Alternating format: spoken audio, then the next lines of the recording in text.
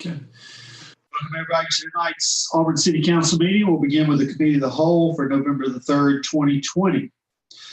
The council should have the minutes from the Committee of the Whole from the October 20th meeting. Are there any additions or corrections to the Committee of the Whole minutes from October the 20th? Move for approval. Second. Have a motion and a second. All in favor, please say aye. Aye. Aye. Any opposed? And the minutes carried. This time we'll have an opportunity to ask questions about items on the agenda tonight. Anybody in the council would like to ask City Manager Buston about anything on the agenda? And Jim, I don't know if you have an announcement you'd like to make tonight as well. I do. I have one item that council, I sent you a correction. Item number 8B. There was a typo on the agenda item summary where it says that the liquor license being transferred is a class 2 or 020 license. It should read that it's a 010 lounge retail liquor class 1 alcoholic beverage license. So that correction was made and sent to you. And that same correction was made on the agenda itself, which had it listed as a 020 license, and we corrected that to 010. So this evening, when you're voting on that, it will be the correct designation of the lounge retail liquor license. Okay, good. Thank you, Jim. Any questions from the council for the city manager related to tonight's agenda? Okay. Any other questions from the council? All right. Do we have a move to adjourn? So moved. Second. All right. Have a motion and a second to adjourn. The Committee of the Whole is adjourned. It is 6:57. We'll start the city council meeting in 3 minutes. Thank you.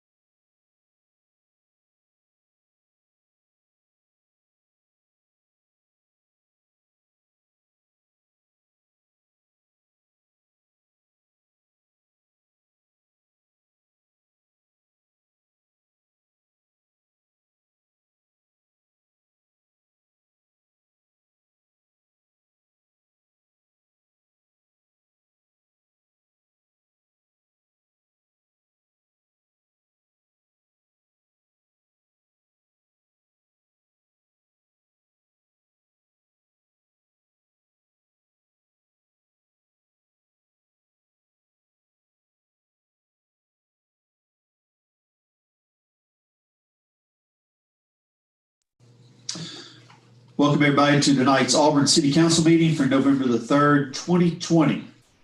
Lindsay with the roll call. Dawson, Here. Dixon, Here. Griswold, Here. Hovey, Here. Parsons, Here. Smith, Present. Taylor, Here. Witten, Here. Anders. Here. Would you please join me for the Pledge of Allegiance, and then we will follow that with a moment of silence. I pledge allegiance to the flag of the United States of America and to the republic for which it stands, one nation, under God, indivisible, with liberty and justice for all.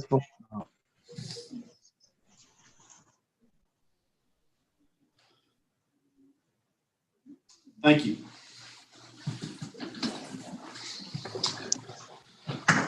We'll begin tonight with our recognition of our employees, since this is the first meeting of the month.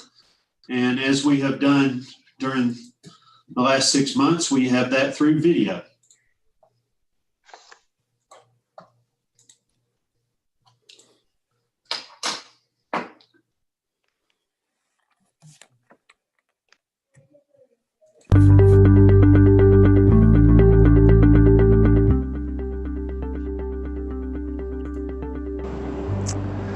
Today I have a memo from Gabby Philgo.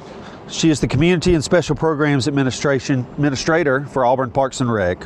This was sent to Becky Richardson, the Parks and Rec Director, and to Megan McGowan Crouch, the Assistant City Manager and COO, and then eventually to Jim Buston, the City Manager. It is my honor to nominate Sarah Cook, Aquatics and Special Events Coordinator, as Employee of the Month for November 2020. Sarah joined the Parks and Rec Department in November 2017 as a rec leader in special events and programs. Sarah was hired as the Aquatics and Special Events Coordinator in June of 2019. Sarah has proven especially valuable during the COVID-19 pandemic. When all of our events were canceled this spring, Sarah successfully organized a curbside farmers market to bring revenue to local farmers and fresh produce to the public. She continued to effectively operate an in-person farmers market, the City Market, every Saturday throughout the summer, and while remaining conscious of COVID-19 guidelines. Sarah was also able to open the Sanford Pool for lap swim despite the COVID-19 pandemic. With large gatherings still prohibited, Sarah was able to come up with creative ways to still offer Halloween activities for our children. I have received numerous compliments from citizens about how much they enjoy the events Sarah plans, and she truly cares about making the Auburn community a great place to live. For these reasons, I believe Sarah is deserving of recognition as the Employee of the Month for November 2020.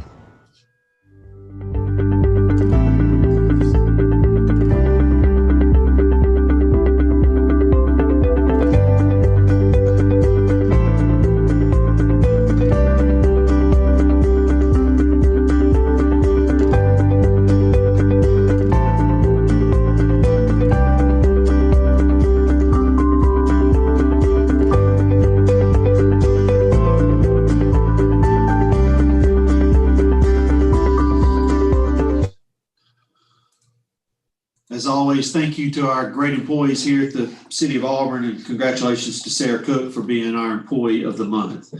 Under Mayor's announcements, I do have a number of things I wanted to mention tonight. I want to thank everybody who participated in the drive-through Halloween last Friday night, held over at the Jan Dempsey, Frank Brown, Harris Center area. I was there most of the time, and what a tremendous crowd that we had. And I appreciate all the volunteers and the different organizations that came and helped hand out candy. And thank you for the effort of our staff. I know particularly my guess is Parks and Rec took a load of most of the work, and they did an outstanding job. And there was a lot of smiling faces, and I just appreciate the effort that they went to do that.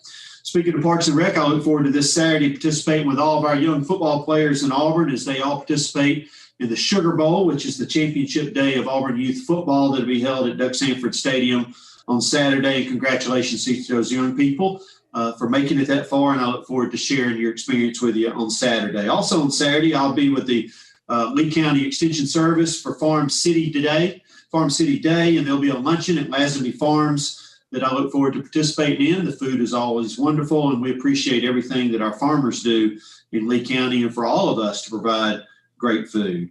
Also Friday night, speaking of football, Auburn High School will be hosting a first-round playoff game against Baker High School of Mobile. And congratulations to the Tigers again, and look forward to watching them as they go through the playoffs. I was very proud today in my experience at Boykin to vote. It was expedited very quickly. People were in good spirits. Folks were hustling, trying to help those who were either handicapped or elderly get in quicker. And everybody had a great attitude, and they were working as fast as they can. And I just appreciate this is such a huge effort to get this many people in a situation where they can vote. And I just thank all of the folks who participated in that, and for everybody having a good attitude about it. And hopefully we finish the day strong. Last week, we videotaped our next installment of One Conversation with Ms. Cynthia Boyd, retired teacher of Auburn City Schools, and we'll hopefully be making that available to our public in the very near future. Next week is Veterans Day, and usually we would have a nice ceremony with the Veterans Memorial in downtown Auburn, but obviously that will not happen. We'll be putting together a video recognition of our veterans that we'll make available to the public on Wednesday. But certainly thank you to all of our veterans. Thank you for their bravery, their courage, and their sacrifice to give us the freedoms that we enjoy today as we come to this meeting and conduct our government, as we went and voted today. Thank you. And I want to shout out to you, Councilman Griswold, for being a veteran, and thank you for your service to your country as well. I want to thank our public safety, public works, all the people who woke up during the middle of the night last week after the tropical storm passed through and hustled and worked and tried to get our streets cleared and prepare our community to go back to school, and for our children to, our community to go, our kids to go to school, and our community to go to work.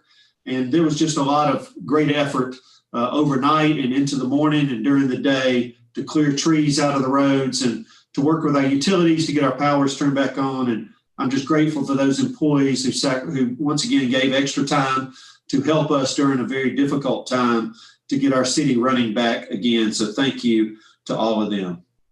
Does anybody on the council have anything they would like to announce tonight? Yes, Mayor, I would. Yes, ma'am. Go ahead, Ms. Taylor. Okay. I don't know if you remember, but I announced to the council maybe about a month ago, a couple of council meetings ago, about a workshop that I attended for the critical insight consulting that was given by Dr. Shanavis Evans. Yes, ma'am. I remember it was about a month ago. Yep. Right. And Dr. Evans has reached out to me again, and she would like to maybe have this workshop for the council and the directors and city managers at the city of Auburn. And let me just say that the purpose and the intent of the workshop is to build better relationship, to become more effective communicators, better understand each other's thinking and behavior attributes, and along with the other. And it is really an awesome workshop. And I would encourage everybody that wants to please try to attend this workshop. And it's December the 4th on a Wednesday. It's an all-day workshop from 8 to 4. And she served lunch and snacks during the workshop. So, I would like to, maybe encourage the council to take advantage of this workshop, and city officials. I know some of the police officers have already taken the workshop. So if we could do that, I think it would benefit all of us as council members. Thank you, Ms. Taylor. Appreciate you making that announcement and reminding us of that. Anyone else on the council have an announcement they'd like to make tonight? Yes, Mr. Mayor. Sure, go ahead. I'm not really sure who's responsible for it, but I'd like to thank whoever it was that put the pocket constitutions in all of our inboxes. Although I've frequently taken an oath to support and defend the Constitution, it was a real wake-up call when I reread it, and I just want to say thank you. Sure. Thanks for bringing that up, Kelly. Mr. Busted, who was responsible for doing that? Do you know? They do it every year. Lindsay, do you know the name of the group that brings those by and gives them to us? No, sir, I wasn't here when they arrived. It is a group, and I can't remember who they are, but they bring them by every year. Okay. All right. Thank you. Anyone else on the council? Okay.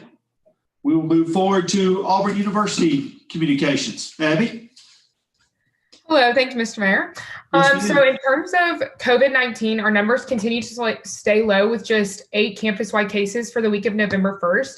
And this is a testament to both the university and the city. So we wanted to thank you all in your efforts to keep all of us and all of yourselves safe. In terms of election day today, we partnered with Lyft to give students rides to the polling places, and we will continue that partnership in order to help encourage civic engagement among students.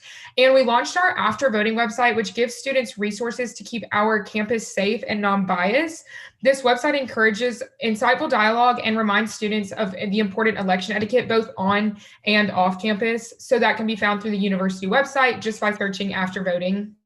And then lastly, we have our Donate a Dollar campaign going on right now, which is with the Beat Bama Food Tribe. They're once again raising funds and awareness for the East Alabama Food Bank and food insecure students throughout the Auburn University community.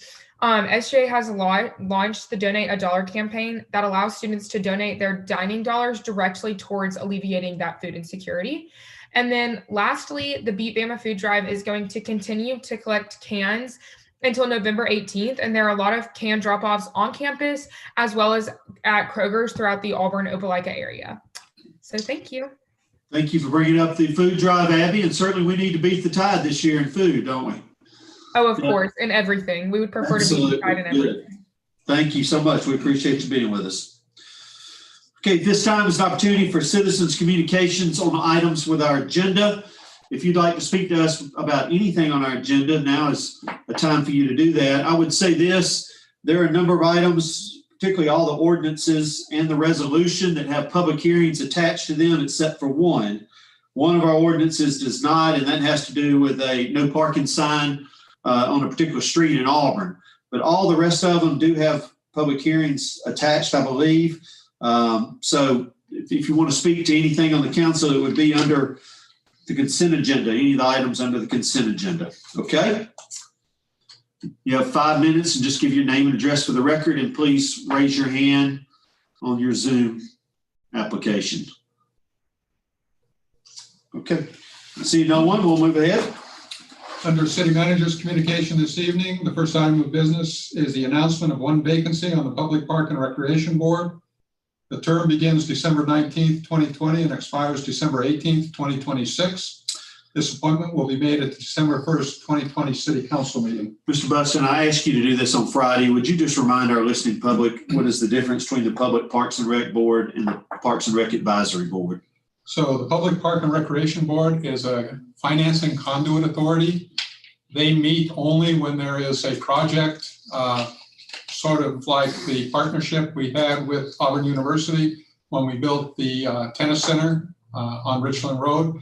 That was a partnership with the City of Auburn and Auburn University to do a dual tennis center that met the needs of the university and met the needs of the public. So this board would meet to approve the financing for projects like that. They do not meet often.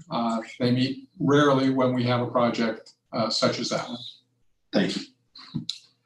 The next item of business is the consent agenda. Does any council member wish to remove an item from the consent agenda and deal with that item separately?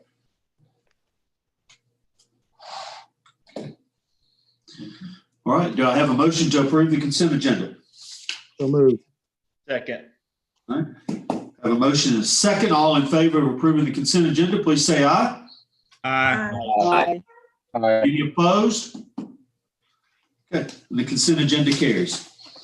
Under ordinances this evening, we have item 9A is the City of Auburn requesting approval of amendments to Article 4 and Article 5 of the City of Auburn zoning ordinance.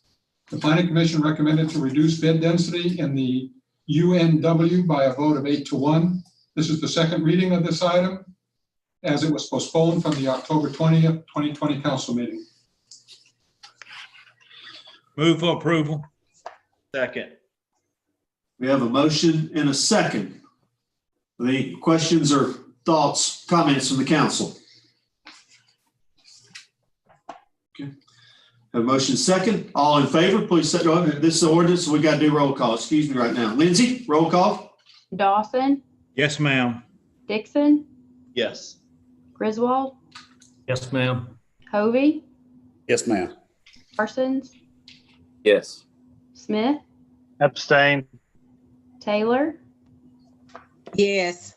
Witten, yes, Anders. Yes.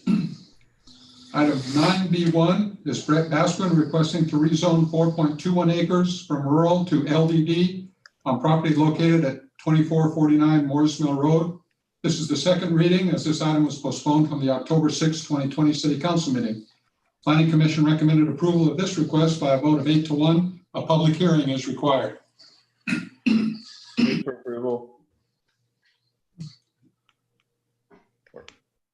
Second. Second. Okay. I have a motion and a second. At this time, we'll open the public hearing. If you'd like to address the city council, please give your name and address for the record. And please raise your hand and we will call on you.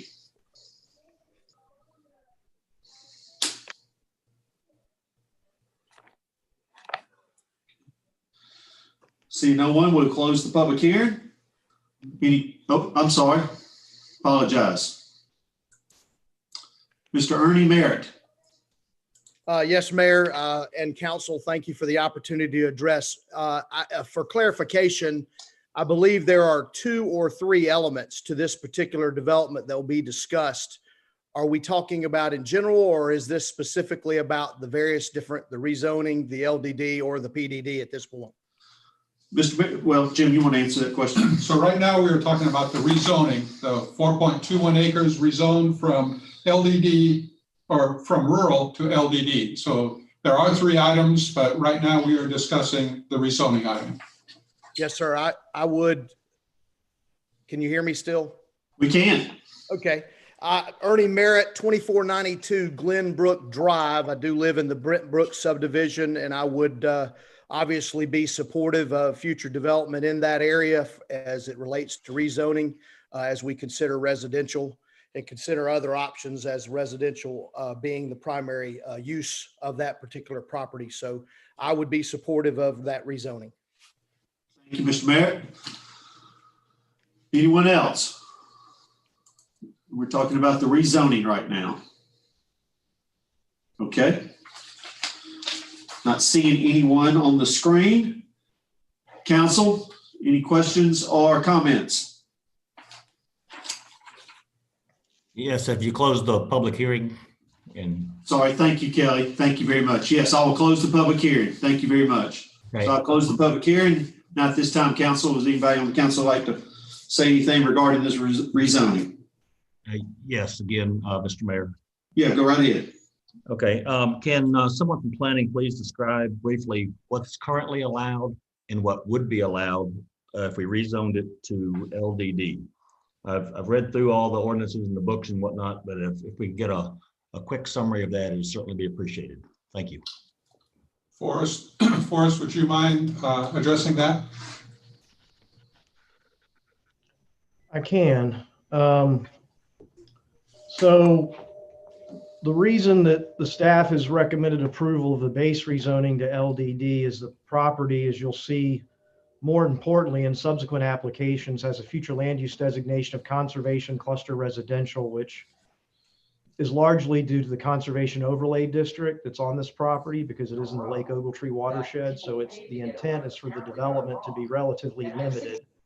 The zoning ordinance contemplates that the only uses would be allowed would be either conservation or conventional subdivisions, which essentially would limit the property for all practical purposes to some type of single family residential development, whether that be conventional or clustered in the context of a conservation subdivision.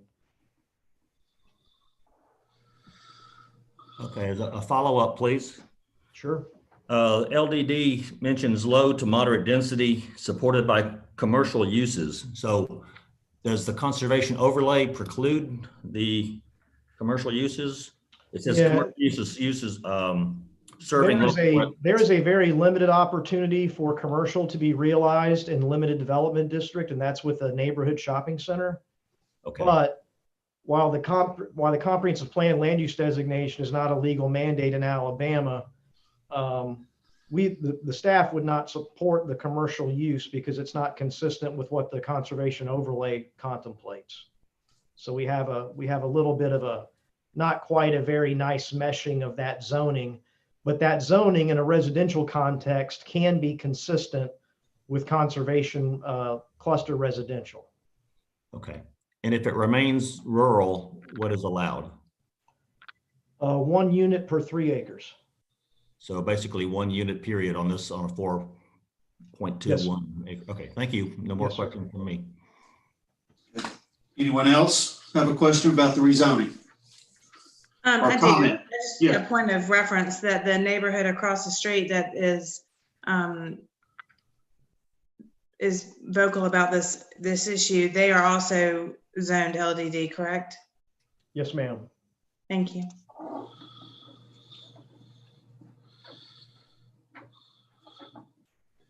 Anyone else? Okay. We will close the comments and questions from the council. And at this time, we'll have a roll call vote. Ms. Lindsay? Dixon, Yes. Griswold, Yes. Hovey, Yes, ma'am. Parsons, Yes. Smith, Yes, ma'am. Taylor, Yes. Witten, Yes. Dawson, Yes, ma'am. Anders. Yes. Item 9B2 is Brett Baskin requesting to amend the PDD from the Hamilton Place Shopping Center. This is the second reading as this item was postponed from the October 6, 2020 City Council meeting. The Planning Commission recommended approval of this request by a vote of 7-2. A public hearing is required.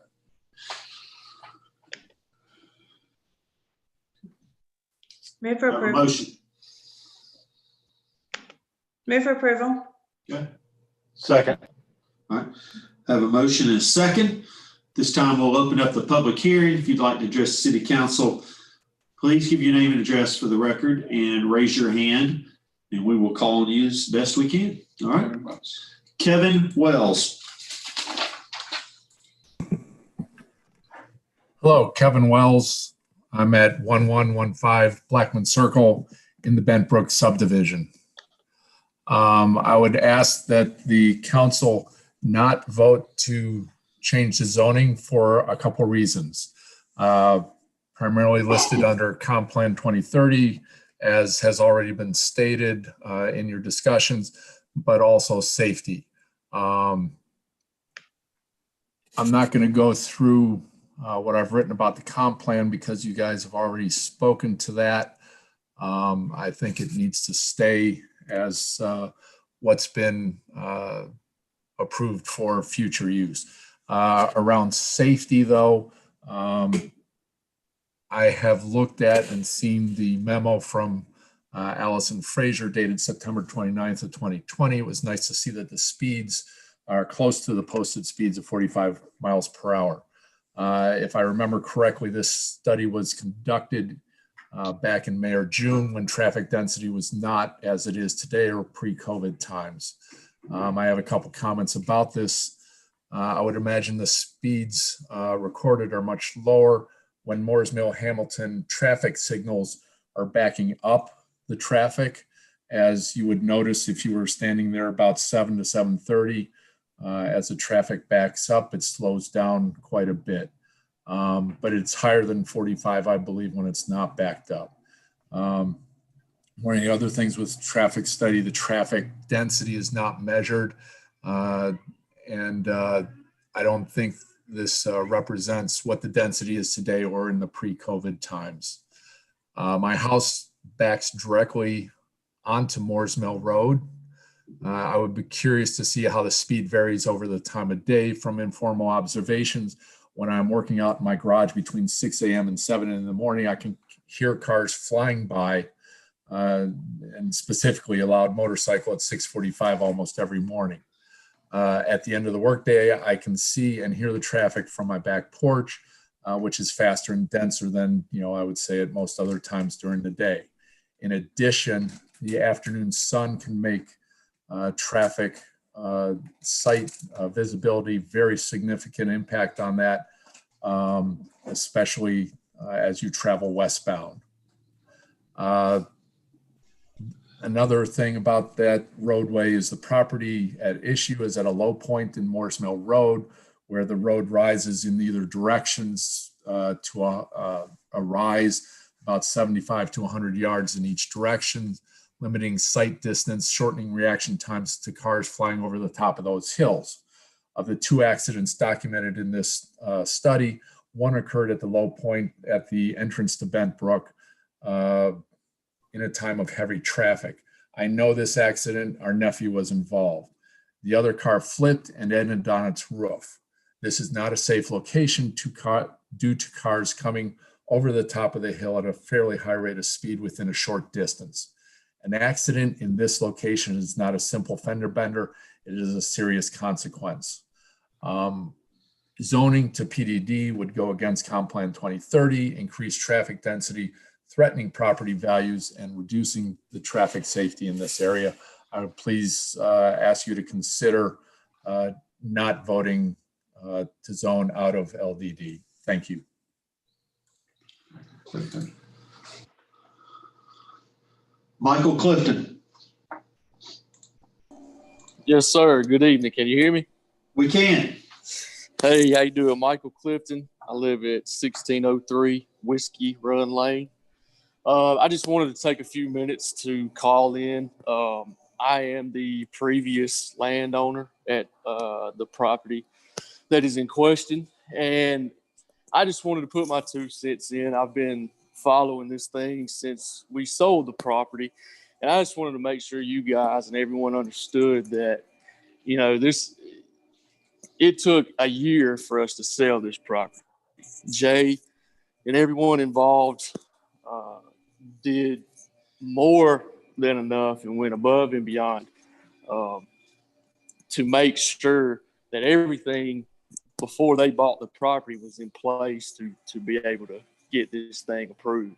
And in conversations they had with the city and everyone else, you know, they felt really good about it.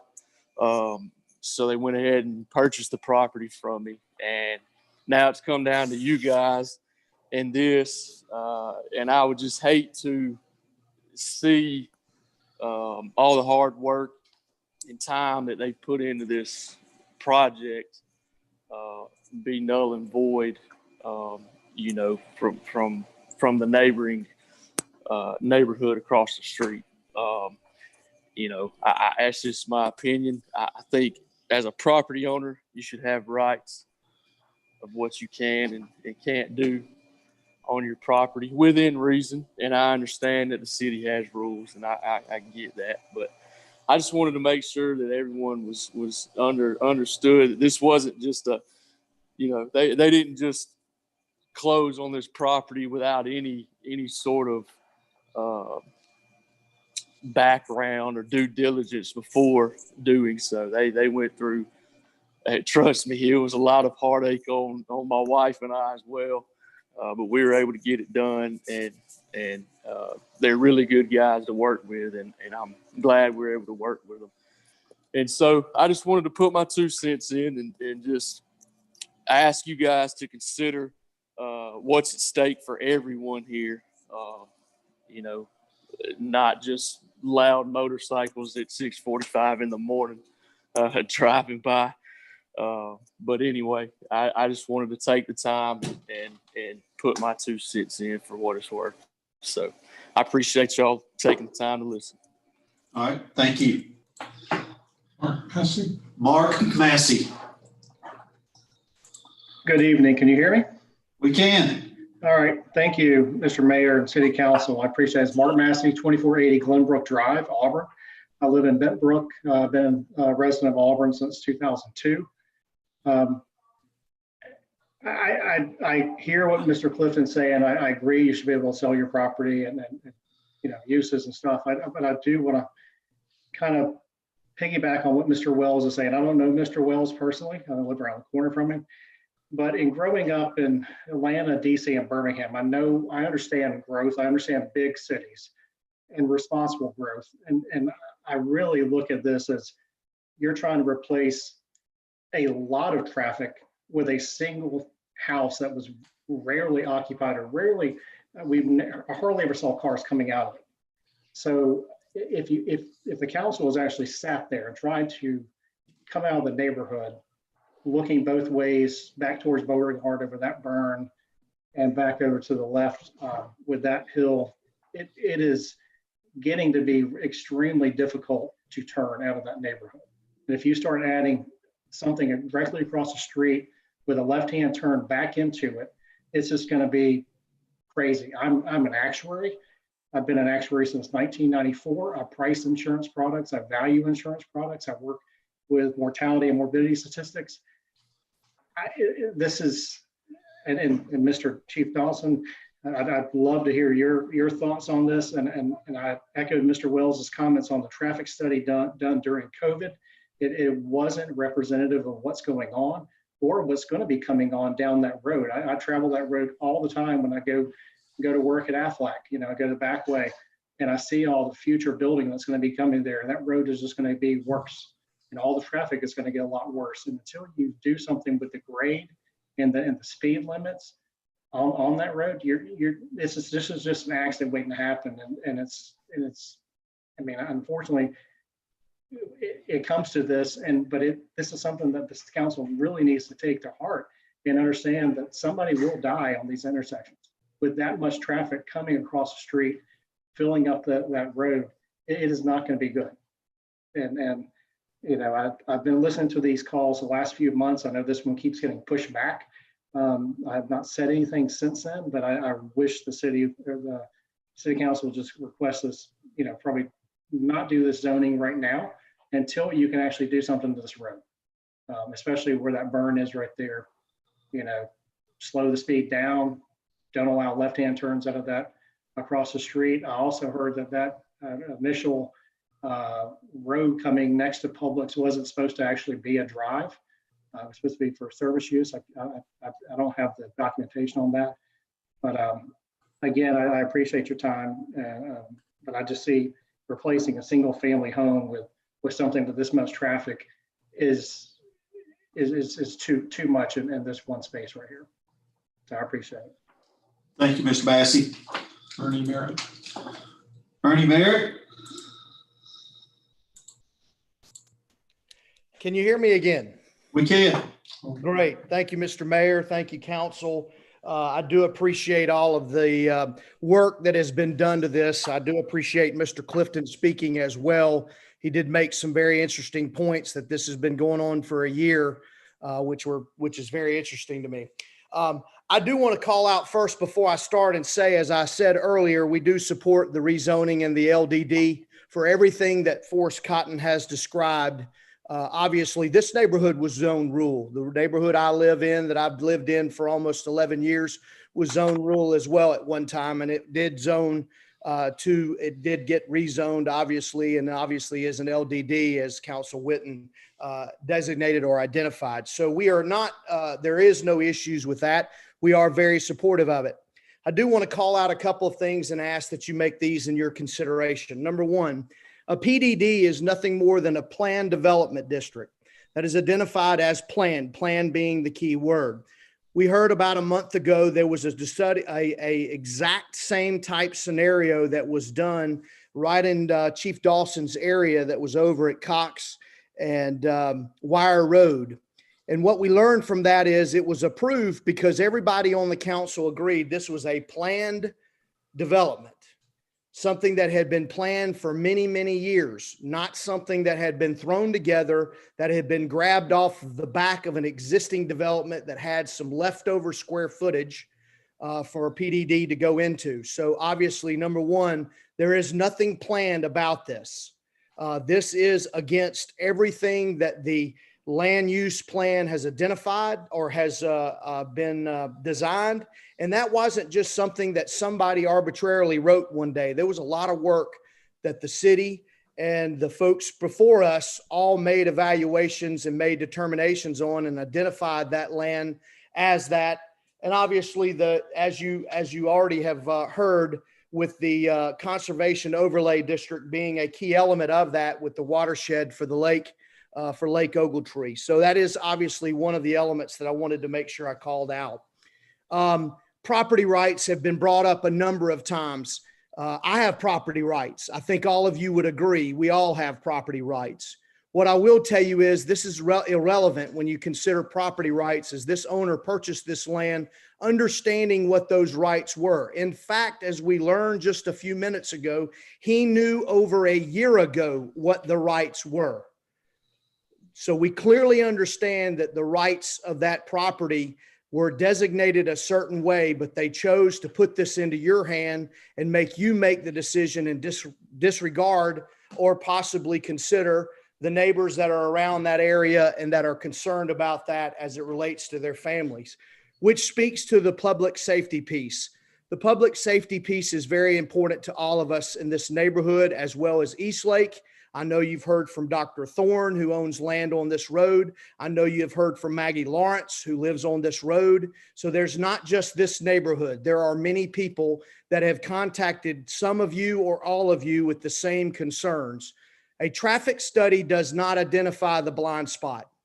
It does not identify anything other than the traffic counts that run up and down that road. And then you can go back and look at some of the detail as it relates to accidents that have been reported. I can assure you there have been many that have never been reported. All you have to do is ride down the road on Fridays and Saturday mornings really early, and you can see where cars have run out of the median and into land or trees or into our entrance.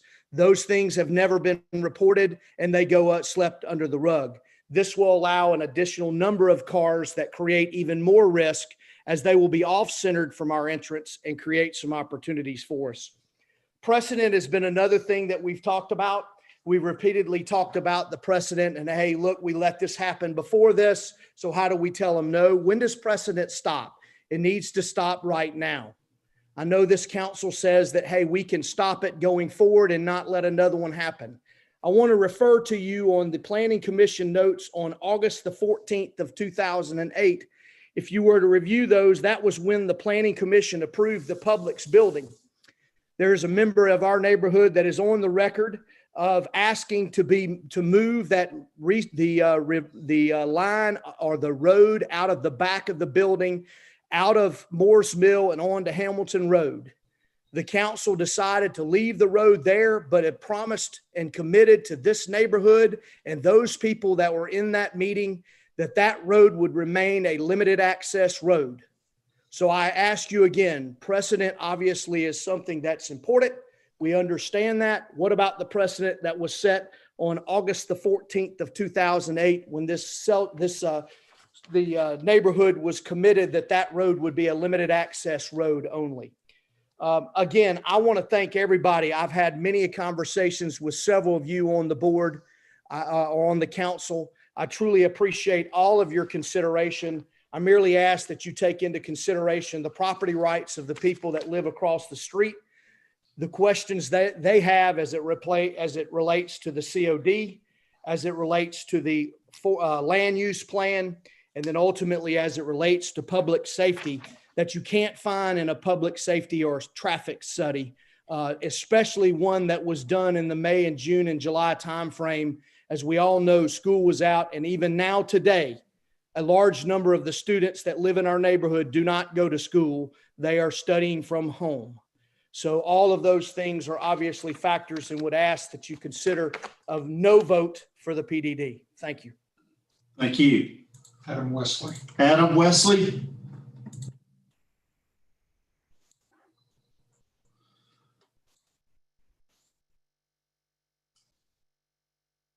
Mr. Wesley, you're muted. If you're on a phone, you need to unmute your phone. There you go. Sorry about that. Adam Wesley, 1116 Hunting Creek Court. I'm the new kid on the block, or comeback kid, if you will, 20 years after graduating and leaving the state, come back to make my home with my family in Auburn, Alabama. I think my neighbors have spoken very eloquently about most of the pertinent points. They've covered safety, and they've covered the fact that this completely contradicts all the city planning and the conservation plan. So I'm not going to repeat all that because I'm actually just astounded from what I heard from Mr. Clifton. I mean, he basically outlined that the buyer purchased this property with a distinct impression a year ago that they would be able to do exactly what they wanted with the land. So I'm wondering now if this vote and this public hearing is just simply a rubber stamp on a deal already made. So I'll end it there. and just say that me and my family ask you to vote no on the PDD. Thank you.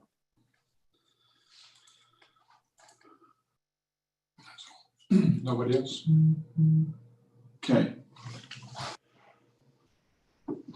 Okay. Yeah. All right. You got some more. Okay. Sure. Gregory Forthofer. Yes, good evening. My name is Gregory Forthofer, 2547 Glenbrook Drive. I live in the Benbrook neighborhood, directly across from the proposed development. First, I'd like to thank the City Council and staff for their time concerning this development, especially our Ward Representative, Stephen Dixon.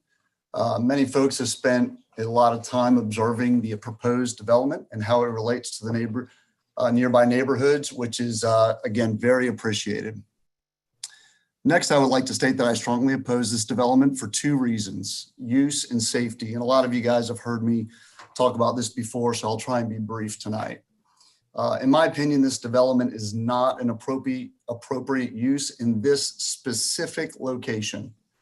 This use sets a precedence in its location as it allows up to 500,000 square feet of community shopping center development along Moores Mill Road, as this transitions from a neighborhood shopping center to a community shopping center.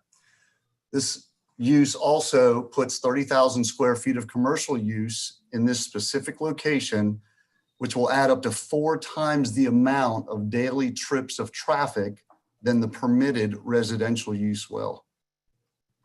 Secondly, are safety issues that I have. The development's primary entrance is shown to connect to the easternmost driveway of the Hamilton Place Shopping Center, which is the established service drive for Publix deliveries. This shared service drive will now have the mentioned daily traffic volume with an opposing left-hand turn condition, as it does not align with the Bent Brook subdivision entrance. This is simply an unsafe and awkward intersection, especially when more cars are added to the already counted 8,000 plus cars traveling in that location every day. Guys, these are real concerns from real parents of many young drivers in the neighborhood and community. I thought about how to summarize this, and Ernie had a very similar recollection as I. When I thought back at last council meeting last month, where we really had a good opportunity to see a great example of how the process works when the silos at Conway plan was presented to City Council. It was an overall comprehensive plan that included a development in its entirety, and it took into account the development's use and traffic conditions and how those would impact the surrounding community in that specific location. And it went on to be approved by City Council. And a lot of us listened to it because our item got moved to this month. And it was good to see that process work. Unfortunately, in stark contrast, this proposed PDD amendment is really just the opposite. Despite efforts from our ward representative, other City Council members, and city staff, the proposed development is essentially trying to attach itself to a PDD in order to get a use they cannot get as a standalone project. This development creates an awkward and unsafe traffic condition as it tries to connect to an offset service drive. And finally, this development opens up precedents for community shopping center development down Moores Mill Road. So unlike the Silos project, this project is not and does not have a comprehensive plan that takes into account any of the impacts of use and traffic conditions to the surrounding neighborhood. So I see these really as two different PDD situations.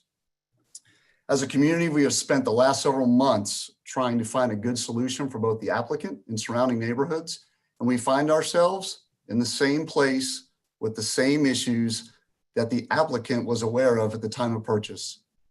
This project's use and safety issues are simply not appropriate in this specific location. I really appreciate y'all's time, and I respectfully request that you deny this PDD amendment. Thank you. Julie Melton. Julie Melton.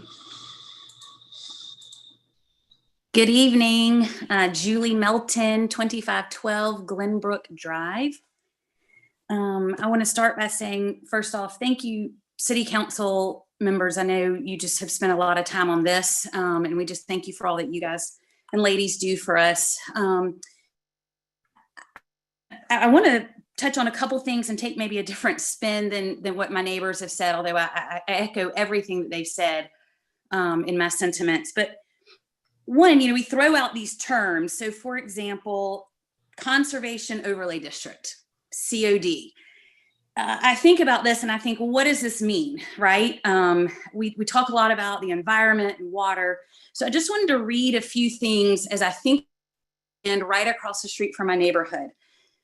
This district is intended to promote the health, safety, and general welfare of the public. Okay, that's one point. Another point is to protect the water quality. Another point, permanently preserve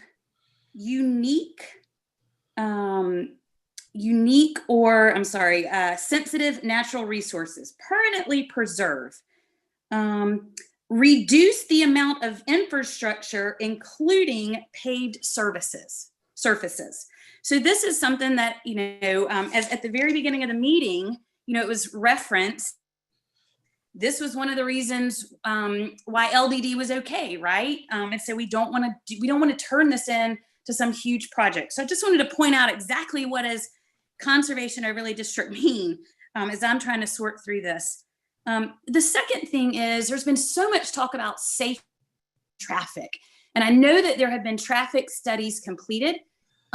But what I do know about those traffic studies as well is that what comes out on that study is on a sheet of paper. It is black and white. We live in a data-driven society. What that data does not show, and it cannot show, is it doesn't take into account the young driver who's 17. We've all been there, and most of us, the 17-year-old driver who's distracted, hasn't been driving for long, trying to pull out. It also doesn't take into account the sun glaring in your eyes in the morning and in the evening when there's a lot of traffic as you're trying to turn, while also trying to navigate someone going 65 miles an hour over a hill. And now all of a sudden, we're gonna have a one-way in and out entrance and exit with over 140 parking places, over 20 businesses are now gonna have to navigate. So I respect that there have been traffic studies done and what they say, but I just ask that we will use common sense. As Mr. Wells said, whose child was in a wreck, and it was a very bad wreck. I know wrecks can happen all over the city, but this is not going to be a fender bender. So if it happens, it's going to be bad. And I pray it doesn't happen to my child or one of my friends' children. And so I am coming to you obviously passionately about this to say, take a second. We are pro-growth.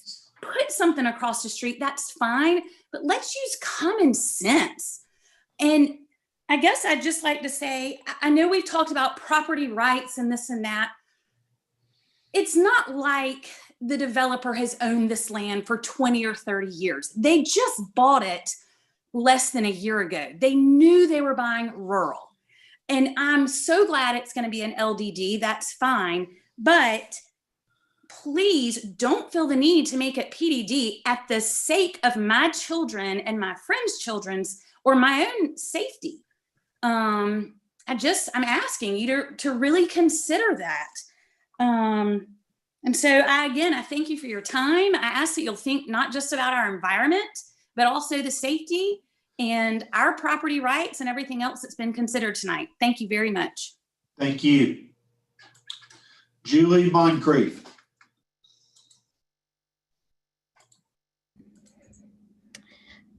Yes, sir. Can you hear me? We can.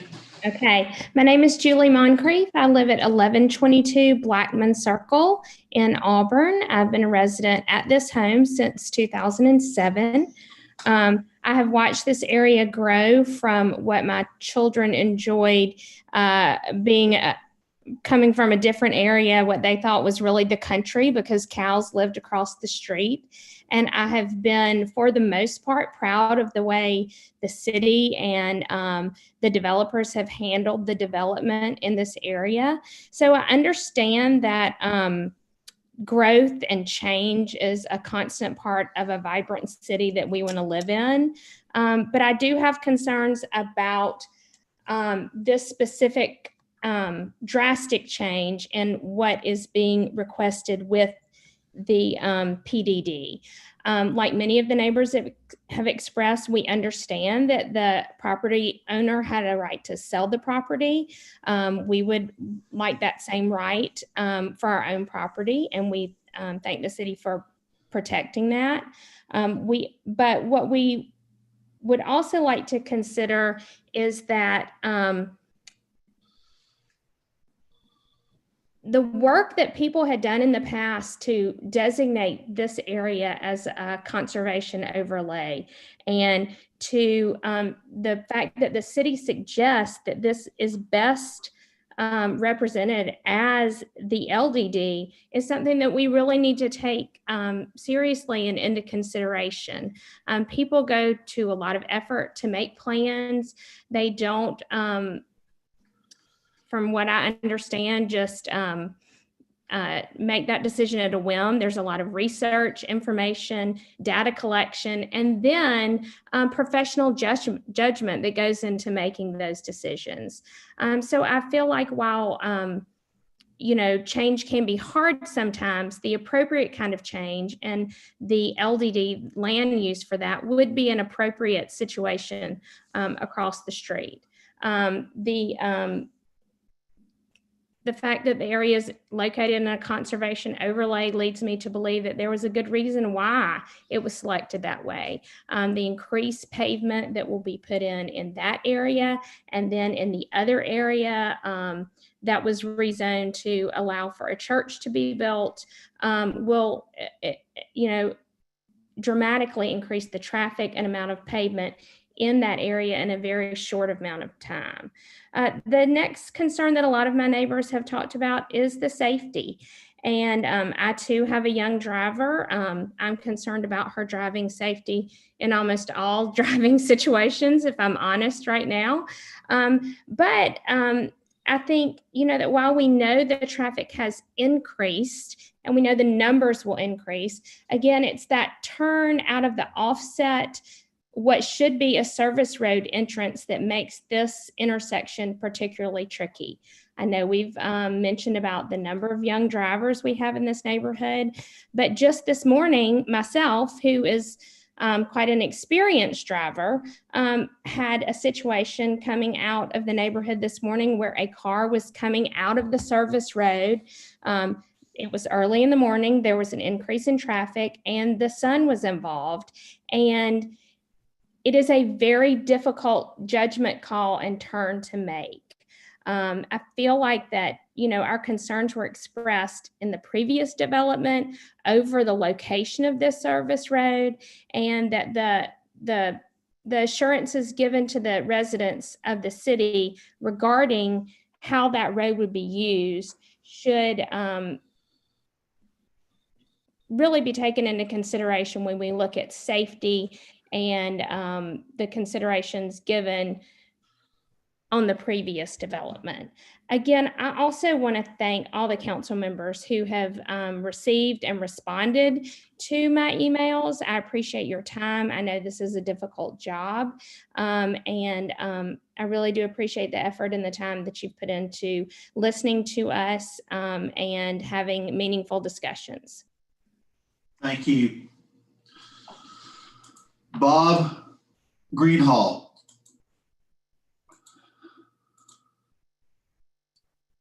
Mayor and council members, thank you very much for your time tonight. I have listened through to my wonderful neighbors who have very good insights about what could happen if this property were zoned PDD. Mr. Greenhaw, can you give us your address, please? Yes, 2486 Glenbrook Drive. Thank you. Sorry to interrupt. Keep going. That's fine. I should have remembered to do that. We've had more than one meeting with the developers, trying to come to some understanding of what they would like to do.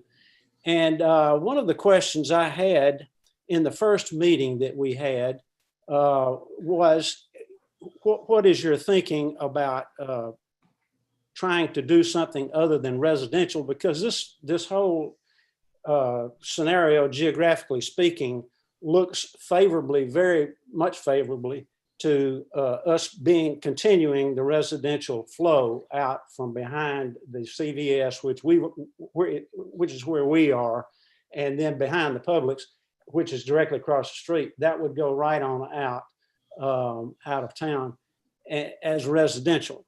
And I found out one of the developers said in that first meeting that they had already made a proposal to develop this as residential, but that it simply was not approved because they asked for too many. In essence, they were asking, I found out later from the city planner talking about this matter, that they had asked for over 20 residences instead of the 8, 9, 10, somewhere in that range that had been approved or would be approved if they wanted to do it. But anyway, the idea is that the developers seem to initially agree with our thinking, which is this just clearly looks like a residential piece of property to us. And they had planned to do that themselves. They had already thought in that vein, and that they were going to follow through with residential. And simply because they couldn't get enough units, I guess financially, they're trying to, like the rest of us, make as financially as good a use of your property as you possibly can.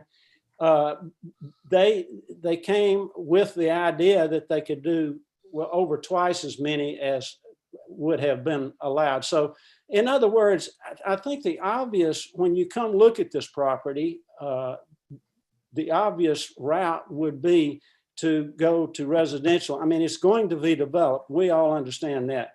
But if we could keep this residential, as the developers apparently thought initially would be the proper use for this, I think we'd be on the right track.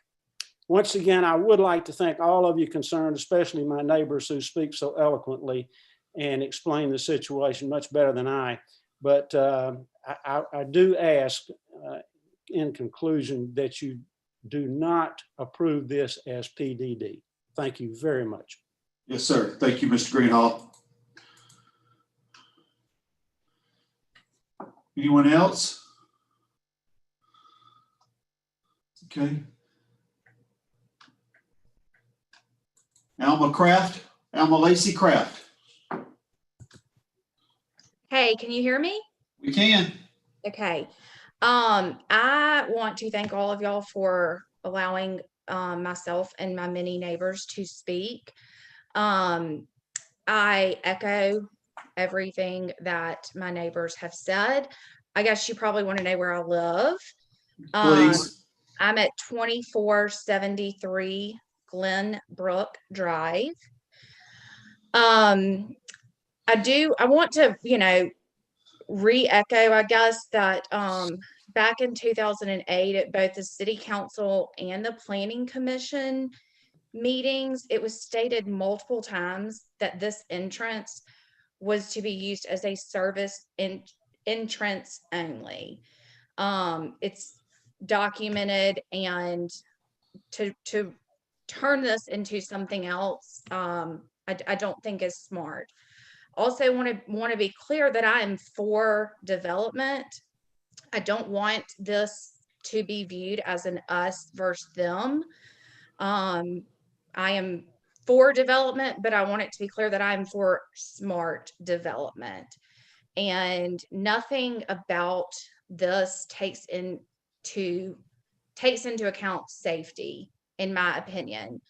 And someone mentioned earlier, I guess it was who previously owned the land, to consider what's at stake for, I guess, the developer. And I would like for everyone to consider what's at stake for our neighbors and I'm point blank. This goes in, this is approved the way it is.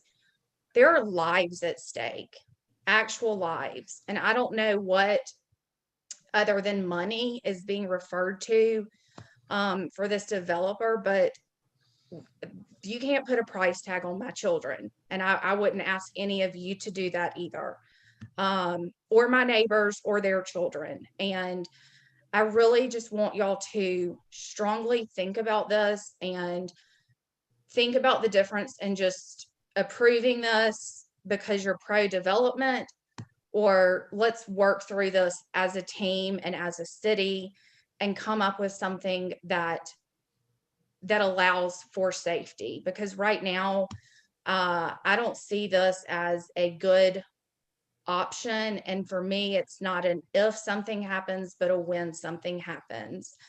So thank you. And I appreciate your time. Thank you.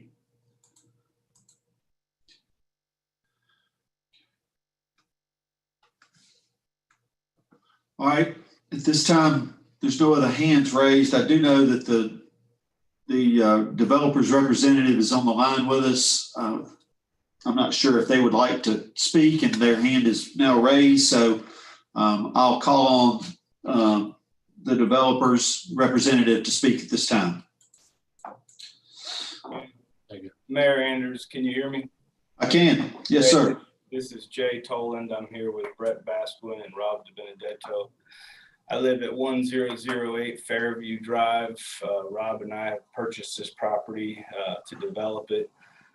Again, I appreciate you guys' time tonight, and I know it's election night, and we'd all rather be keeping up with the presidential election than dealing with this tonight. But again, I appreciate your time, and I appreciate all the people at Bent Brook and the concerns that they voiced. I've had conversations with many of them, including some good conversations with Gregory Forthofer, who I have the utmost respect for. I can tell that he genuinely is concerned about safety. There's not a ulterior motive there. He just wants what's best for his family and his neighborhood. First, I'd like to just state that, and we can all just agree to disagree on this factor, and that is the use. I think a professional office park is a very low intensity use, as it's vacant on nights, weekends, and holidays. Professional office parks are used by professionals, probably some of which will ultimately, if this gets approved, live in the Bent Brook community, East Lake, Moores Mill area. And in many cases, professionals are self-employed people who have their own hours. They take their kids to school, and we have that luxury, and then come into work. So my experience with professional office parks is during those peak hour times where kids are being taken to and from school, the ingress egress on these projects is less than perhaps a retail store of some kind. And again, I want to reiterate so everybody's very clear. Our agreement with Publix is a no compete. That means we cannot have anything in this development that is retail or retail oriented. So that means strictly professional office use only.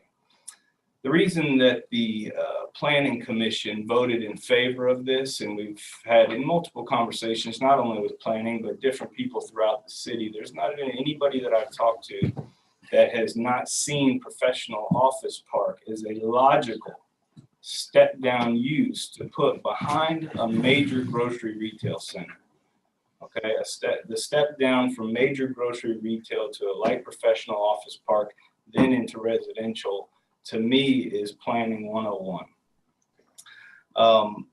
As it concerns safety, that is something that I've been very concerned about. I've had multiple conversations with all the city staffers, all the city council people, planning commissioners, neighbors, and it was actually in a good conversation with Gregory Forthofer that we talked about aligning driveways. And my partner and I are not here to do anything that would create an unsafe situation. It sounds to me like in some cases this is being deemed as that the access that we have now is unsafe.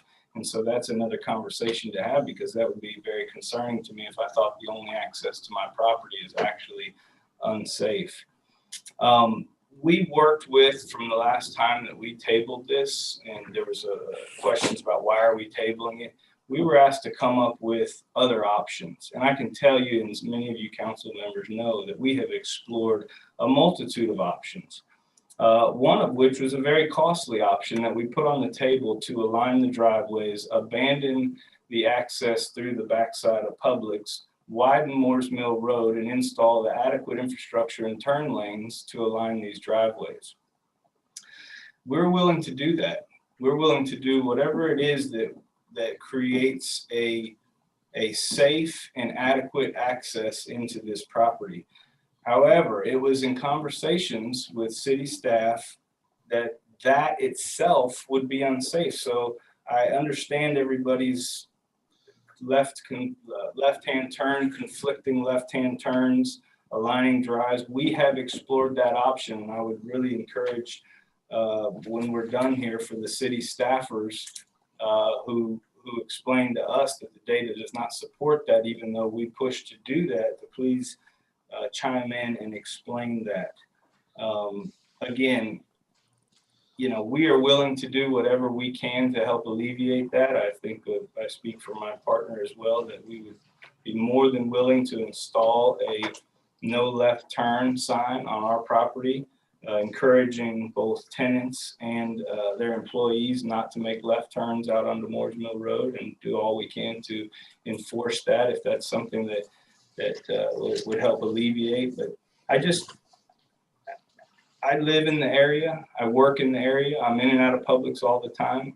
I've driven in and out of that turn at Bent Brook. I live just down the street at Fairview and Overlook, so I deal with the same thing. I have a conflicting left turn out of my driveway to 2051. There's a conflicting left turn being installed right now on a townhome development behind my house that conflicts with the old Moores Mill entrance. So these things do exist, and I am not here in any way, shape, or form to create some sort of unsafe environment. But after working with the city staff and trying to come up with a multitude of other options, what I was told by the city is that this is the safest and best way to access this property. And again, on use, we'll just have to agree to disagree, because I think going from a major big box retail center into a professional office park is a natural step down, especially when we have a church anchored in behind us as well. So I disagree with that as far as the use. I also disagree with anything that would say that somehow by approving this opens up for future major commercial development down Moores Mill Road. These items are always looked at on a case-by-case basis. And I think we all know the truth is that should this get approved, there would not be additional commercial property developed down Moores Mill Road. The natural flow would then be to go into residential. Again, I appreciate you guys' time. I've got Brett here. I know he wants to speak, and Rob may want to as well. But I just want to say for the record that this is not something that we have not put a ton of time and energy into the safety aspect, which is very important to me. And again, I would hope city staff would elaborate further on this, because we did put a proposal together to align the drives, but it just, what came back to us is that, Jay, you're wrong about that. The existing access is the best, safest access into this property. So again, thank you so much for your time and considering this project. Sure. Hey, Ron, this is Brett Bass with the Foresight Group. I'm a kind of go through a couple points I just want to make here quickly. In the City Council and the Planning Commission's approval, they agreed that the office was a logical step down use. Even within the staff report that Forest's planning group put together, when it talks about the conservation cluster future land use, and I quote here, it says, however, given other recent developments approved within the area, reference to the Auburn Community Church, expansion of retail and commercial at Ogletree Village and Bella Colina, the proposal does provide a logical transition from the commercial node at the hard corner of Moores Mill Hamilton and Ogletree, moving east towards lower density residential. So, you know, it wasn't like, I think in Forrest's review, while it did conflict with the future land use, it was a logical step down use going from a heavy commercial use, the loading dock of a grocery store, down to office, to then down to single family residential. The original plan that was submitted had 40,000 square feet of office on this parcel. In addition, we were asking for a 25,000 square feet of additional expansion outside of the office parcel as part of the overall shopping center for a future expansion. We have, as this process has developed, you know, we have reduced the square footage and reducing the intensity of this office from 40,000 down to 33,000 square feet. And we also removed the 25,000 square foot expansion. You know, any other changes for this development, any future expansion or anything else would have to go through the same planning process through Planning Commission, City Council to be approved. This PDD is technically, as Publix is the largest landowner within the PDD, Publix would have to consent. Essentially, they own the PDD. They would have to consent to allow any future changes to the PDD.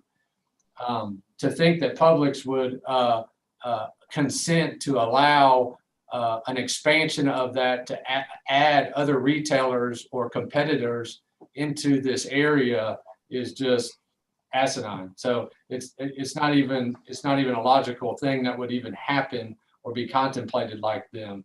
Just like Jay mentioned, our use on this property is limited to professional office only. We can't do anything else but professional office. That's all we're allowed to do per our agreement. Going back, you know, office is a relatively low intensity use. We're talking about the trips generated for a development of this size. You know, we're talking about, you know, only 26 lefts coming in here in the AM and like 7 in the PM peak time. I mean, we're talking about a low volume use. And it's interesting to hear about the traffic on this side of Moore's Mill. When you look at this intersection in this area, Hamilton and Ogletree, based upon the data that we have, there's about a 40% reduction in traffic when you cross over the Ogletree and Hamilton Road intersection on Moore's Mill. So there's significantly less traffic. The same traffic that the neighbors are concerned about is the same traffic that I navigate every day coming out of Rock Fence Road or coming out of the office park next to it. And the volumes, as I said, are 40% more. So I understand those concerns. And as an engineer, you know, safety and the health, safety, and welfare of the traveling public is part of what we abide by and have to hold ourselves accountable for. As I think was mentioned before on the safety side, the city has gone out there and done an independent study. Yes, we did do a traffic study. And yes, we did do a traffic study in May and June. That traffic study was updated in September once traffic counts were back and normal to school traffic. I understand there's this discussion on whether there's a decrease for COVID and those types of things. You know, but we have used the best data available. If traffic is off here, you're talking about traffic being off, in my opinion, it would be less than 10%. It's not like we have a 50% traffic here, like it's summertime traffic compared to in-school traffic. It would be a very modest change. Regardless, the traffic study in this area shows that this driveway doesn't even warrant turn lanes that we are having to install as part of this development. We'll be adding a left turn lane and a right turn lane for this existing driveway. I think the city has supported that there's no data out there on crash data that supports that this is an unsafe situation. In the old days, everybody told you to align driveways, just align driveways. aligning driveways is the best thing. There's more and more data and studies that show that offset driveways, where a driver is not looking across the road at another car, anticipating whether they're going to go straight, left, or turn right before they make their decision to make it on the other side of the driveway. So there's data and studies showing for good access management that having offset driveways is encouraged and not and is particularly can be a safer condition. I'll go back to, there was referencing back to the previous PDD approval back when the Publix was approved in the service drive. I've scoured the Planning Commission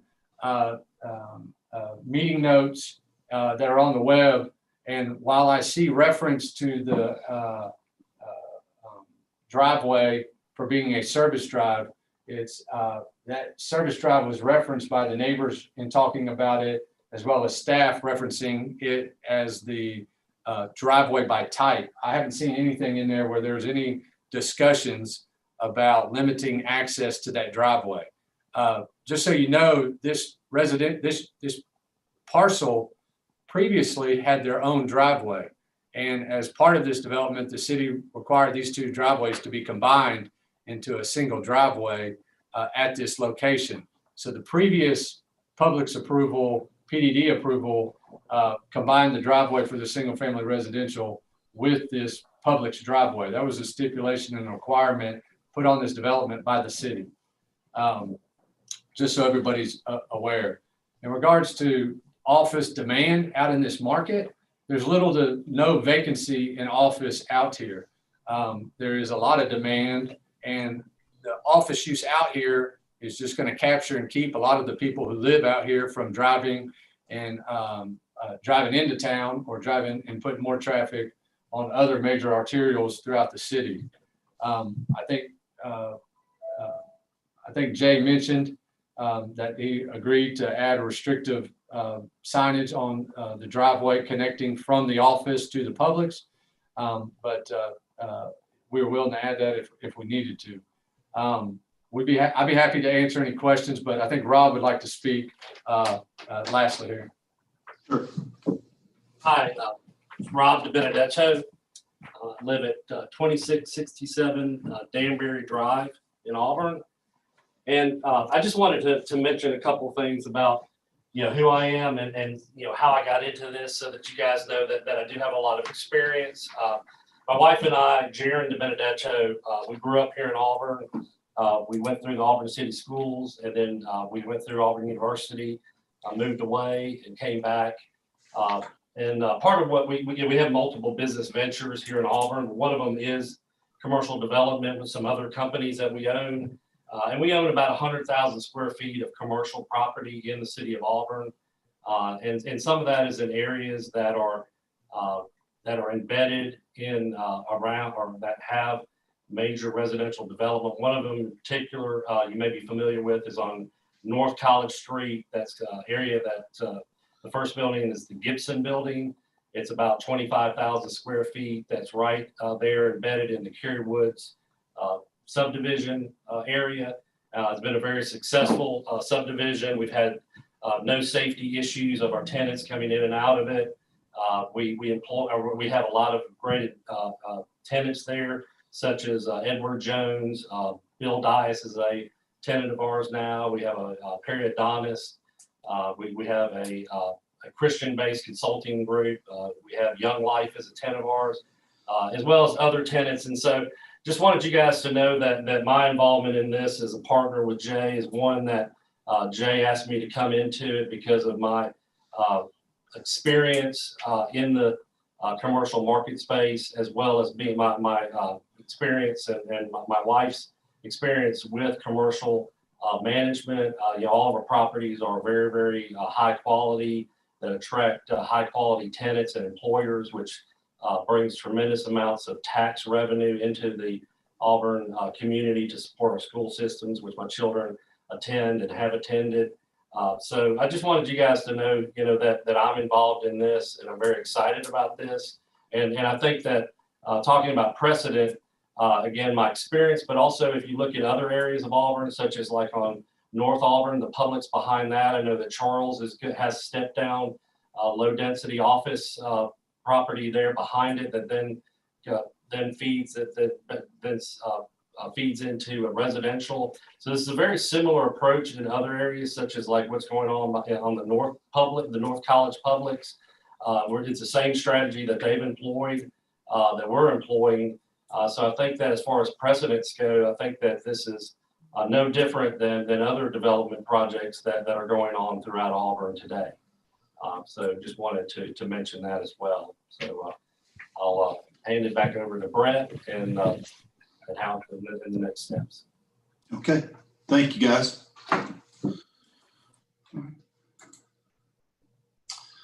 Okay.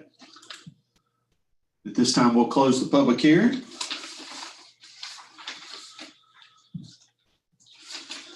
And I'll open it up to council discussion or questions.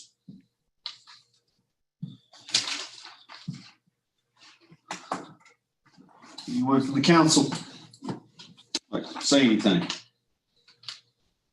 I guess I can speak. I'm the ward rep for this area. Go ahead, Mr. Dixon. This has been a lot of information tonight, and I've heard from residents, I've heard from the developers. I feel like I have a really good understanding from both sides of this.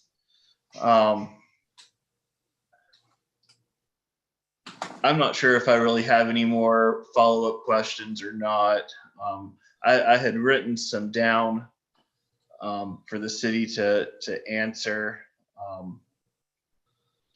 but I feel like we've kind of gone through a lot of that tonight. So I don't really have any follow-up questions at this moment. All right. Thank you, Mr. Dixon. Anyone else in the council have a question or comment they'd like to make? Yes, Mr. Mayor, I have a question. Go ahead. Excuse Go ahead, me, Bob. Mayor Pro Tem. Go ahead, Bob. You got it, Yes, Bob. ma'am, thank you. I would just like, in reading this, I see that the planning staff recommended denial, and I'd like to hear a basic overview from planning department as to why they recommended denial at the planning commission meeting. Forrest, do you want to take a shot at that? I can. Again, we talked about the fact that as part of the prior application, the staff had recommended approval of the LDD, but in the context of the PDD, now we're actually looking at the development plan proper. And the simple concern there is that office is not the type of use you would contemplate, nor would it be allowed in the future land use classification that this property resides in. Someone alluded previously to a comment about another residential use type at one point being contemplated for the property in the order of magnitude of 20 units or so.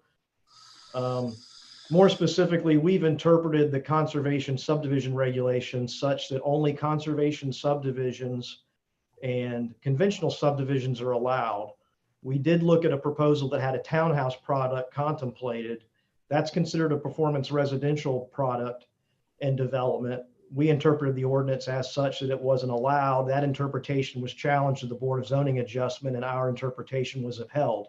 That's why, and the applicants then looked at doing office. There's no official subdivision of the land occurring with the office development. And while it's a conditional use that we're not, it was still a conditional use that we're not supporting. But that's, I think that has at least something to do with why they're proposing. However, as Mr. Tolan mentioned previously, and I'll certainly acknowledge this in the staff report, unfortunately, a lot of what we do in the planning business is we operate in the gray. And sometimes when you have a case like this, it's important to point out the merits of both sides. And it is true that office behind a shopping center of this magnitude is not an inappropriate transitional use to what might ultimately be some kind of residential development as you move away from the intersection.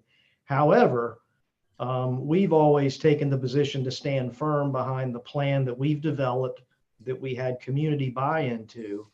And it's on rare exception that There have been a few exceptions, but on rare occasion would we see fit to recommend against it based on the fact that everybody in theory has bought into that plan and what we're trying to accomplish with it.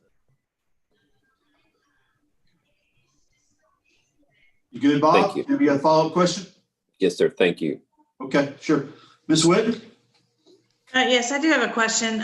If we could get an explanation of how the public shopping center relates to the conservation overlay district, but in theory, an office park or an extension of the PDD does not or would not fall into that same category, or maybe it does.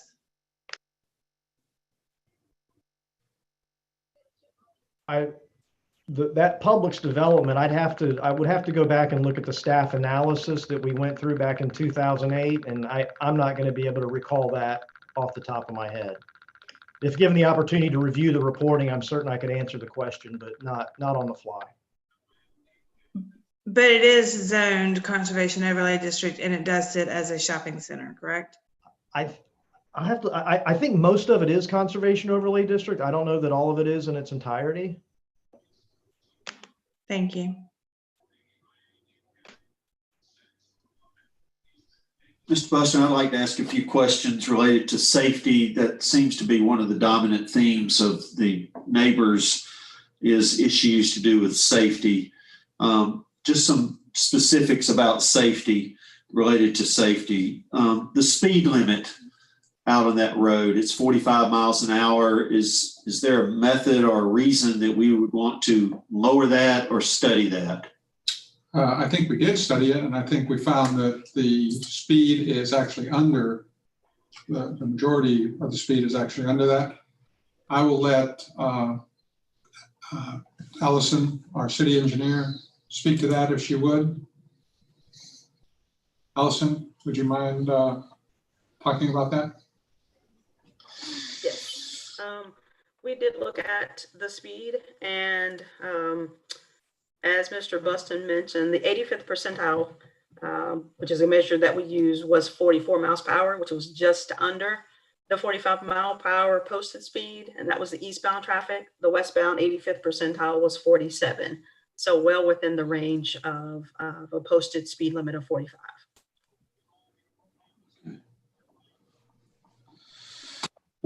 As far as related to the traffic, there's been a number of points made tonight about when we've done the traffic study.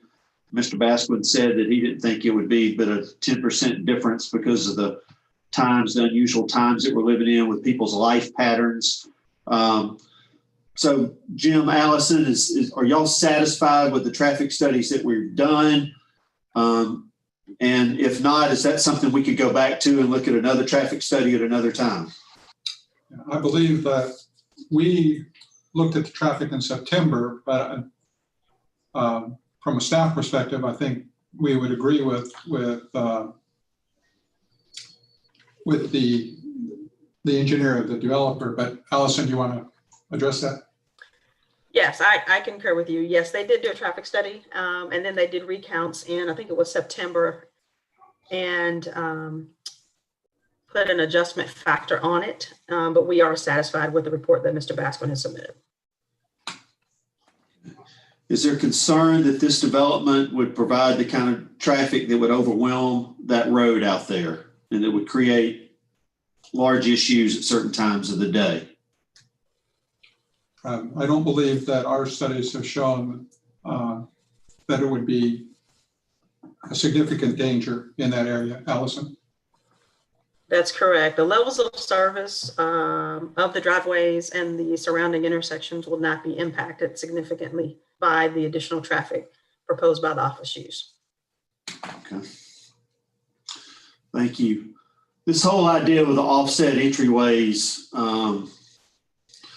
and I know we've got the developer looking at doing a right-hand turn coming east, and I guess a turn lane coming west. Allison, professionally, from where you sit, you do not see that as a weakness or a danger point, having these offset turn lanes. Based on our analysis of the speed study, the site distance analysis, as well as pulling the accident data, I do not see an issue with the offset intersections. They meet our standard. It meets our standards. Okay. Forrest, did I notice, did you want to say something? I did. I wanted to go back if I could and answer Councilmember Witten's question about the original Hamilton Place approval. Sure, go ahead, Forrest. Yep. I had a bit of an epiphany. The reason why that was approved was because it was done 3 years prior to us having that comprehensive plan in place. So we didn't have the kind of specific land use classification guidance that guides our decision making today. We weren't operating in a vacuum, but we were working at that time with an inferior plan. Thank you. Anyone else on the council have a question or a comment they'd like to make? Yes, Mayor, if I may. Sure, go ahead, Chief. Forrest, explain again, Jim, as to why the townhouses are not allowed. I'll make sure I'm clear on that. Forrest, could you go ahead? That's a good question. It's actually a little bit complicated. It was something that we actually had to take a close look at and come to our own independent interpretation. The conservation cluster land use classification contemplates that a conservation subdivision would be developed on the property. Now, to make it even more complicated, conservation subdivisions are supposed to be developed on properties that are at least 10 acres in size, which this is less than 5. The planning director can make a determination to allow a conservation subdivision down to a 5-acre parcel. This property is still less than 5.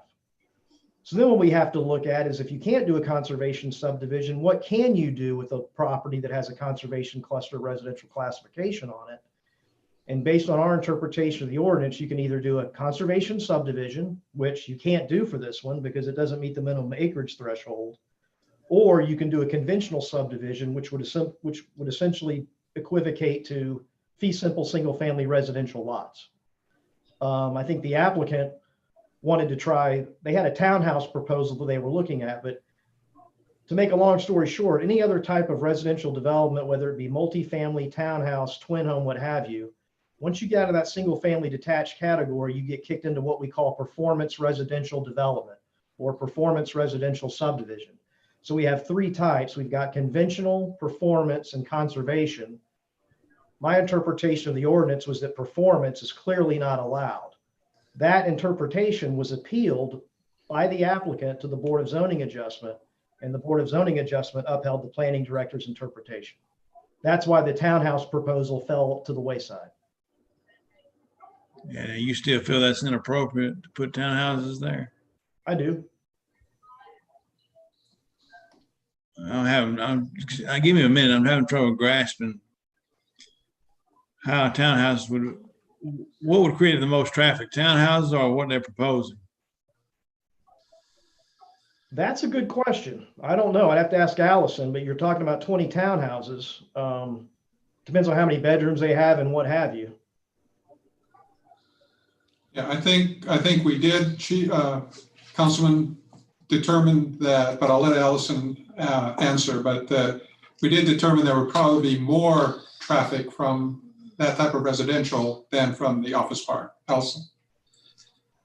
Yeah, to Forrest's point, it would depend on the number of bedrooms. For single family homes, we typically anticipate about 10 trips per day. And townhomes are single family in most cases, but we'd have to look at the bedrooms and determine how many actual trips will be generated. Okay, and why I got you on a thing here, Allison, why do you not think that the road should have been aligned? Why was that denied?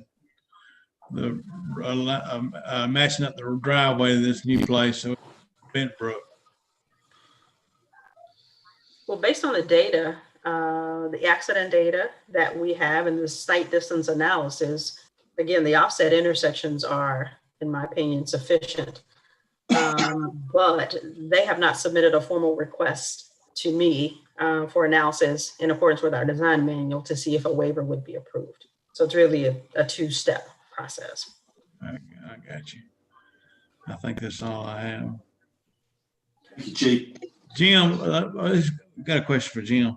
Sure. If we were to, if this were to get denied tonight, I don't even know how I'm gonna vote myself yet, but anyway, if this were to be denied, when could this applicant come back in front of us if we could work our way for him to put townhouses on that property?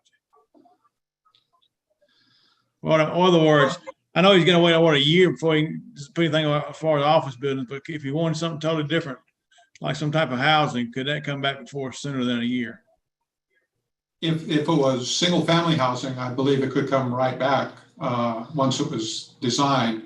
I'm not sure, Forrest, because they went to BZA and were denied, I don't believe they can bring townhouses back for a year as well. Yeah, I would believe that to be correct. Okay. And okay, thank you.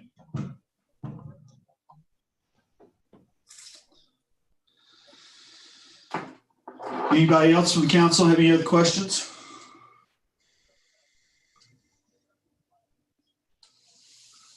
There was also a number of things brought up about the watershed.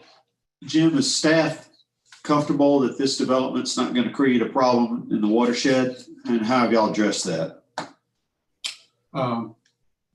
Yeah, so let me make it clear before we get any further down. What is being proposed to council, staff is in agreement and the developers are in agreement. It's one of these rare occasions where what is being proposed to you is what staff is recommending is in agreement with the developer.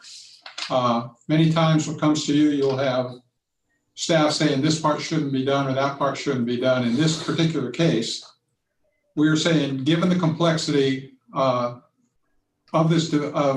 this area, given the type of zoning that it is, the conservation overlay is one of the complexities.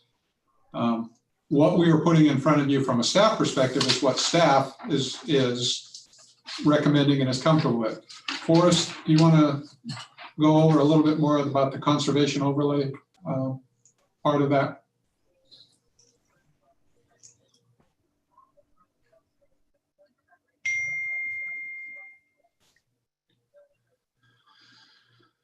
Yeah, I mean, fundamentally, the Conservation Overlay District, that was something that the city initiated to map over the Lake Ogletree watershed to essentially keep our watershed clean, minimize impervious surfaces, what have you.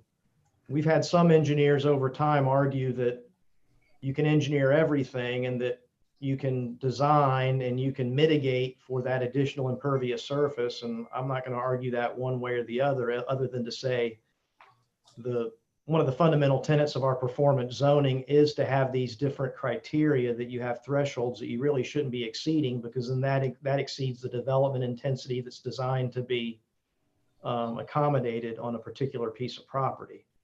You know, I don't think the intent of the Conservation Overlay District is to allow office either, quite frankly. But given the way the ordinance is interpreted, that is an avenue that's available to them, albeit through the Planned Development District avenue, which they've elected to pursue. But it is what it is. It is in the watershed. It's designed to have limited intensity development in the watershed. That's why you see when you go out and look at a zoning map in the watershed, the property's either in the county, it's zoned rural, or best case, it's zoned LDD, which is the lowest density residential we have, other than rural and other than a very new zoning district that we created called large lot residential, which is 1 acre lots, but we don't actually even have that mapped anywhere yet. But that's why you see all the development out in this area that's close to the watershed and in the watershed. When it does get zoned out of rural, it only gets zoned to a category that's still low density, like limited development district. So that's all by design.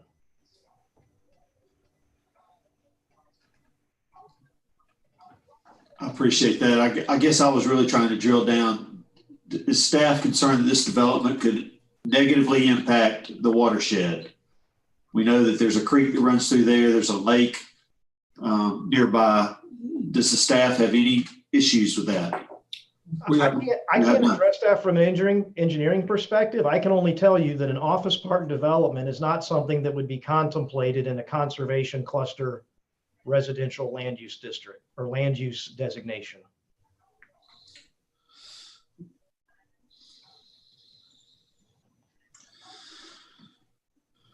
Any other questions?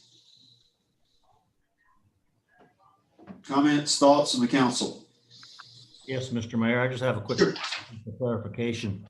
I guess what Mr. Buster was just saying confused me when he talked about the staff saying this would be appropriate or whatnot, when the specific document we have says recommendation by staff is denial.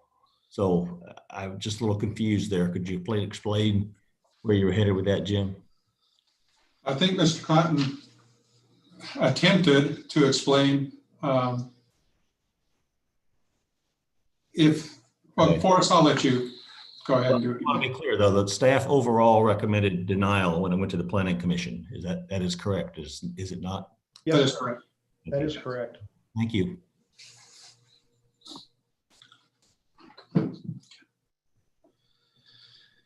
Any other questions or comments from the council? Okay, and we will close the deliberations here, and we will have a roll call vote. Lindsay? Griswold? No. Hovey? Yes, ma'am. Yes, ma'am. Parsons?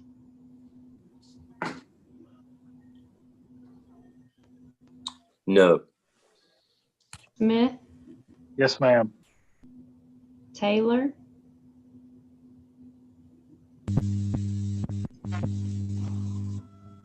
Here. Connie, could you repeat that? No. Okay, we got it. All right. Witten? Yes. Dawson? No. Dixon? No. Anders? Yes. 5-4. Lindsay, fail? Yes, sir. Okay. All right. So the item 9C is the placement of traffic control signs and devices along the east and west sides of Sanders Street. I'll introduce the ordinance and ask for unanimous consent. Second. Anyone on the council have an issue with moving forward on this vote this evening? I'll raise my hand and say I do. So I'm going to deny unanimous consent. I've asked staff, have we talked to the owner of this, of some of the properties around here, and I've not been confirmed that we've done that. This is an area that I can see from my mailbox, but I would at least like to let the property owners there know that we're contemplating doing this before we do it. So anyway, we can wait 2 weeks. I'll deny unanimous consent. Okay. And we only have one item under resolutions, but I believe that item would be dead. And Forrest, you can correct me if I'm incorrect, but that item would be dead because of the denial of item 9B2. Is that correct? Yes, sir. Yeah, it's rendered moot. Okay. So those are all the items we have on the agenda this evening, Mayor. Okay. Thank you. At this time, we'll open up the citizens open forum. This is an opportunity for you to address the city council about anything you'd like. You have 3 minutes to do that. Please give your name and address for the record. And if you would raise your hand on the Zoom apparatus, we will call on you.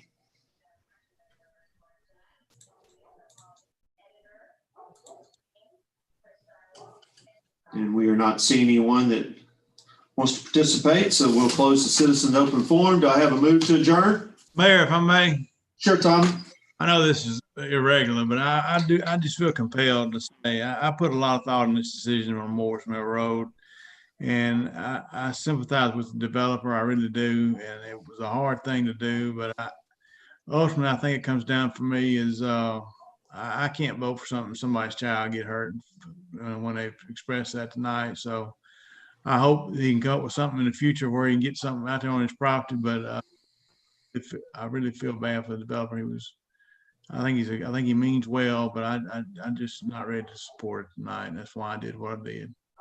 Thank you. I would like to just follow up on Chief Dawson. I'm in the same boat with that. Many of y'all know that I was in a car accident when I was little, and that just spoke really true to me. And I'm all for property rights, but I do think that safety is the number one priority. And I think there are things outside of tests and what books show that can happen. And that is the reason why I voted the way I voted tonight. Well, look, this was a difficult decision. We had a long public hearing. This is what makes our community great, that people are invested. They're passionate about what goes on in Auburn, and that's a very good thing. So it was a very difficult night and a very difficult decision. And I respect where everybody's coming from. I respect everybody's efforts that it spoke to us tonight from the neighbors. And certainly we respect the developers and the efforts that they put forward. So we'll see where we go from here, but thank everybody for your time and thank everybody for your authentic responses that you gave to our city tonight as we made this decision. Do I have a move to adjourn? So moved. We're adjourned. Thank you. Thank you.